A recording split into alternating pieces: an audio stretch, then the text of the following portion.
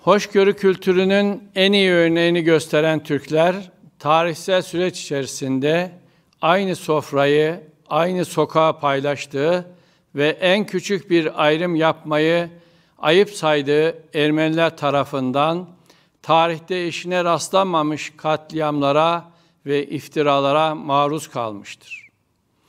Tarihte milleti sadıka olarak isimlendirdiğimiz Ermeniler, Osmanlı Devleti'nin Birinci Dünya Savaşı'nın zor günlerinde yalnız bırakmakla kalmayıp isyan ederek cephe gerisinde savunmasız insanlarımıza karşı tarihe geçecek büyük bir zulüm başlatmışlardır. Hoşgörünün timsali olan bizleri her platformda soykırımla suçlayanlar, tarihsel bilgiden yoksun ve tarihsel gerçekler karşısında acizliklerini sergilemektedirler.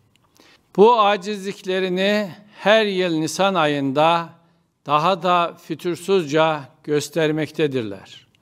Bu iftira sahipleri Fransa'nın Ruanda'da 800 bin insanı öldürmesini ya da Hindistan'ın resmi dilinin İngilizce olduğunu görmezler. Mazilerine bakmazlar bile. Tarih belgeler bilimidir. Belgeden yoksun tarih anlayışı kuru bir masal ve hamasetten ibarettir. Türkiye Cumhuriyeti Devleti'nin arşivlerindeki ve yabancı arşivdeki belgeler, tarihte Batı'nın şımarık çocuğu olan Ermenilerin yalanları ve Türklere yaptığı katliam belgeleriyle doludur. Maalesef Yüce Meclisimizde bu yalan ve ihanet girdabına katılanlar bulunmaktadır. Cumhurbaşkanımız Sayın Recep Tayyip Erdoğan'ın da vurguladığı gibi, Yüce Meclisimizin mensubu olmaya yakıştıramadığımız Ermeni soykırım yalanına inanan ve Türk milletinin parasıyla maaş alıp mecliste şov yapan milletvekiline tavsiyemiz, Erzurum'daki Yanıkdere'yi, Alaca'yı, Van'ı, Bitlis'i, Bayburt'u ve daha pek çok Türk beldesindeki Ermeni katliamlarının kanıtlarını görmesidir. Yine vekile tavsiyemiz, Kazım Karabekir Paşa'nın hatıralarını okumasıdır.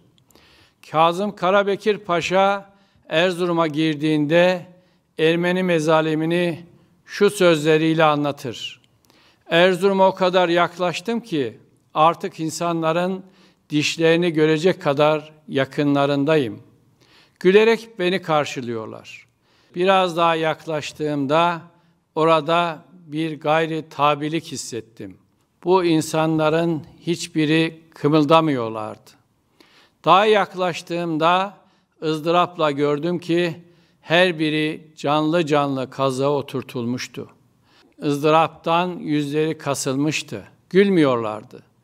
Bu acıyı derinden yaşayan Kazım Karabekir Paşa, savaşta yetim ve öksüz kalan sahipsiz çocukları Türk-Ermeni ayrımı yapmadan yetimhanelere yerleştirmiştir. Yetim kalan Ermeni çocuklarının asimile olmamaları için Trabzon'daki Ermeni yetimhanesine göndermesi de Türk milletinin Ali Cenaplığı'nın bir timsalidir. Sanırım Paşa'nın bu davranışı günümüzün sizin gibi tarihi saptıran iftiracı acizlerine çok büyük bir tarih dersidir. Gazi Mustafa Kemal Atatürk'ün tarih yazmak, tarih yapmak kadar mühimdir. Yazan yapana sadık kalmazsa değişmeyen hakikat insanlığı şaşırtacak bir mahiyet alır.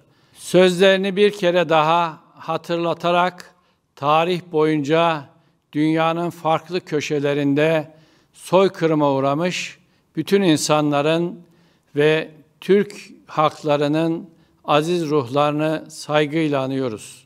Türk milleti asırlık soykırım yalanına ve onların arkasındaki emperyalist güçlere asla boyun eğmeyecektir.